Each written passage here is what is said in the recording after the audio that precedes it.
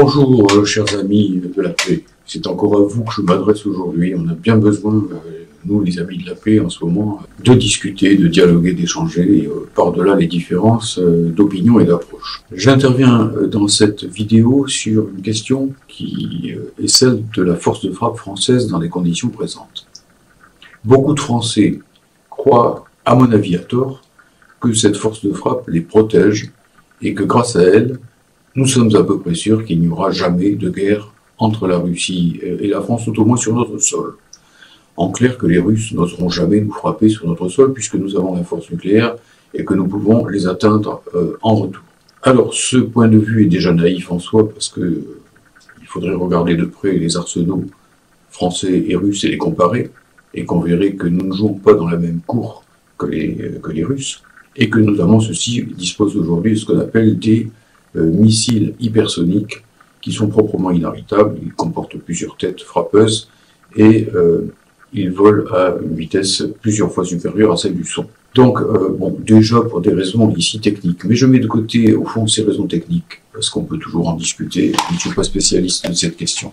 Je voudrais dire simplement que on ne peut pas, lorsqu'il est question de la force nucléaire française, ignorer que, premièrement, il y a eu un changement de doctrine majeur entre la période où le général de Gaulle et ses adjoints militaires, le général Ayret et le général Gallois, ont mis en place la doctrine nucléaire française. Il y a des changements majeurs avec la période actuelle, avec Macron qui vient à plusieurs reprises de s'exprimer sur ces sujets. Première chose. Et deuxième chose, il faut aussi considérer que dans la vie, il existe, et la dialectique matérialiste nous l'enseigne, il existe des seuils. Au-dessous d'un certain seuil, il ne se passe pas grand-chose. Mais une fois que ce seuil est franchi, eh bien ce qui, la veille, paraissait complètement anodin, va devenir subitement décisif, fondamental. Alors je m'explique sur ces deux points. Sur le premier point d'abord, la doctrine gaulliste de la dissuasion nucléaire était fondée sur l'idée de la dissuasion du faible au fort. Elle était fondée sur l'idée que la force de frappe française devait dissuader un adversaire, tous azimuts d'ailleurs, quel qu'il soit. En théorie, cette force de frappe n'était pas uniquement destinée à l'Union soviétique, mais qu'elle devait donc dissuader tout adversaire de nous attaquer sur notre territoire parce que, eh bien, il pouvait risquer lui-même une frappe ou plusieurs frappes intolérables, insupportables. Bon, cela signifiait aussi que le territoire français était le seul à être garanti par la force de frappe nucléaire française, et c'est pour ça que d'ailleurs De Gaulle était sorti du commandement intégré de l'OTAN pour ne pas être sous la coupe des Américains et pour ne pas être entraîné automatiquement dans une guerre avec l'Union soviétique si jamais elle devait se déclarer de telle façon que la France puisse jouer un rôle modérateur, un rôle pacificateur et éventuellement un rôle d'arbitre pour empêcher le pire. Donc ici, indépendance nationale, je l'ai montré dans une précédente vidéo, et défense de la paix vont tout à fait ensemble. C'est le premier élément. Or, que dit aujourd'hui Emmanuel Macron? Lors de l'adhésion de la Suède à l'OTAN, il s'est rendu à Stockholm, et là, il a froidement déclaré que désormais, la force de frappe française ne couvrait plus seulement le territoire national et les intérêts nationaux français au sens strict du terme, mais l'ensemble de l'Europe et les intérêts français à travers l'Europe, puisque, bon, ben, voilà, la France, sous-entendu, est de plus en plus une province de cette Europe, et donc ses intérêts sont indiscernables de ceux de l'Europe, et pour le dire clairement, de l'Allemagne. Et alors, du même coup, qu'est-ce qui se passe? Eh bien, il se passe que la force de frappe française deviendrait à ce moment-là, non plus le parapluie de la France, le parapluie nucléaire de la France, mais le parapluie de toute l'Europe.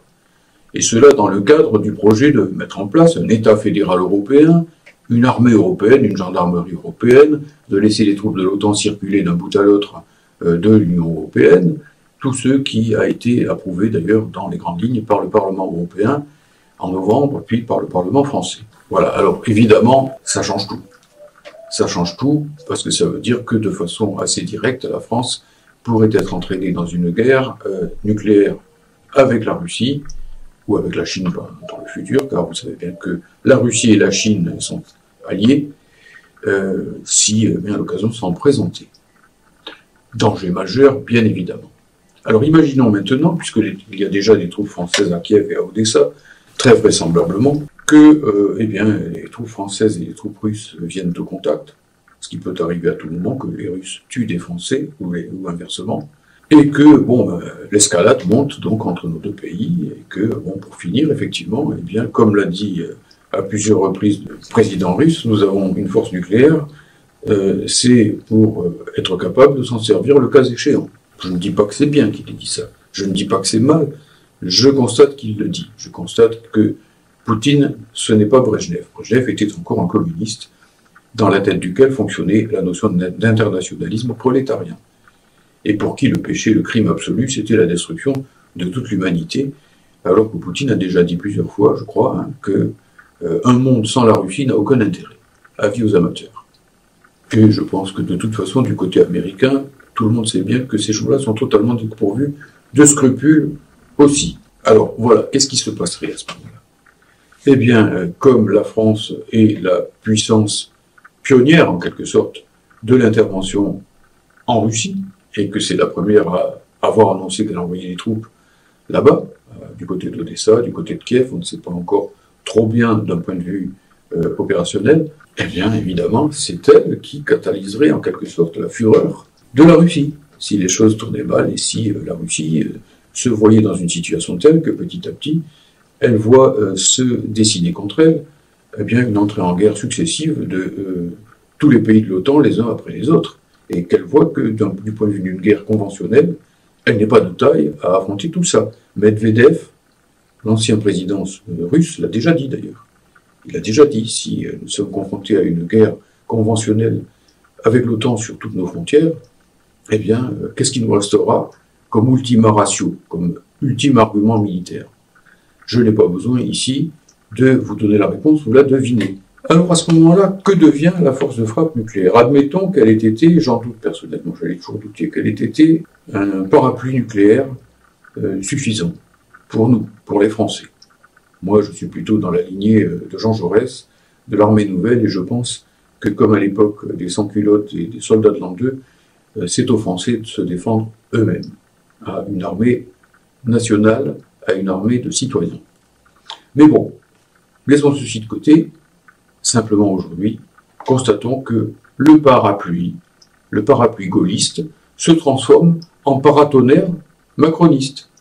Et oui, puisque quel est le premier pays à ce moment-là qui pourrait être ciblé par la Russie s'il y avait une riposte? Est-ce que les Russes auraient la sottise d'envoyer des bombes tout de suite sur Washington ou sur New York? Alors qu'évidemment, là, ils engageraient directement la lutte nucléaire avec un géant de leur taille capable effectivement de les anéantir, même si eux sont capables d'anéantir les Américains. Charmante perspective. En ultime perspective, ils pourraient peut-être frapper les Polonais, ils pourraient peut-être frapper Varsovie par exemple, mais s'ils veulent frapper plus fort et frapper sur un grand pays de l'OTAN et une grande armée qui soit encore capable de s'opposer à eux, eh bien, c'est sans doute sur la France qu'ils seraient amenés à diriger leurs tirs. Et là, est-ce que nous aurions un parapluie nucléaire français, ou est-ce que tout à l'inverse, la force de frappe française ne serait pas un paratonnerre, un conducteur de la riposte russe qui mettrait en péril, non pas simplement comme le disent les braves gens, je discute avec eux, qui disent tous, parmi ceux que je connais, je ne veux pas envoyer mon fils là-bas, que Macron y a lui-même. Ils ont raison de dire ça. Mais on n'est plus en 1914, il ne s'agit plus seulement d'une guerre de tranchées, il s'agit d'une guerre en voie de se mondialiser, et dans une guerre en voie de se mondialiser où il existe des puissances nucléaires, eh bien la ligne de front est partout, comprenons ça, enfin une bonne fois pour toutes, mes amis. Elle n'est pas seulement dans le Donbass ou en Crimée, mais pour finir, quand les choses risquent de se tendre, elles se disséminent.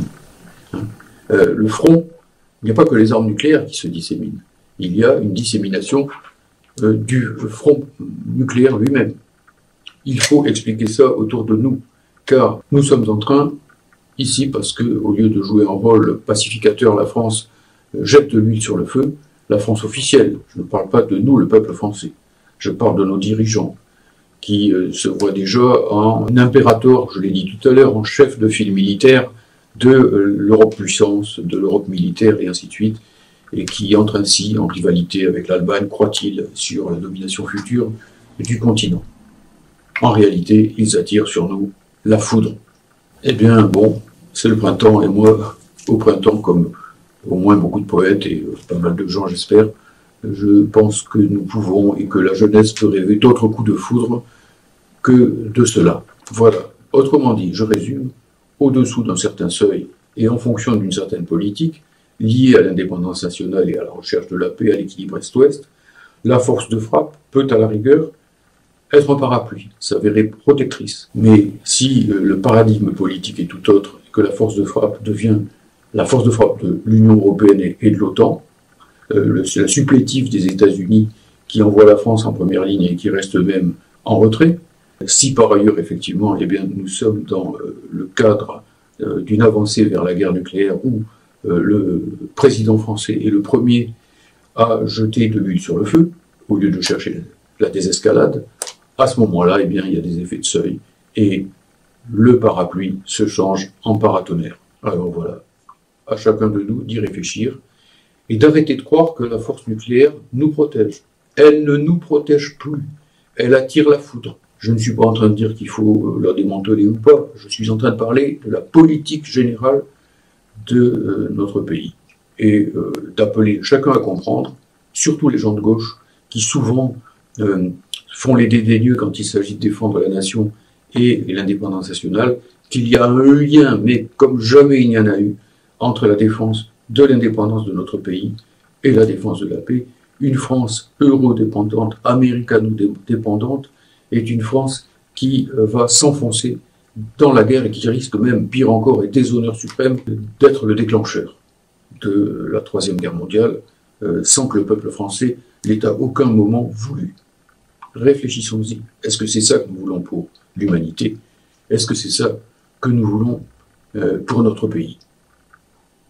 Merci de votre écoute.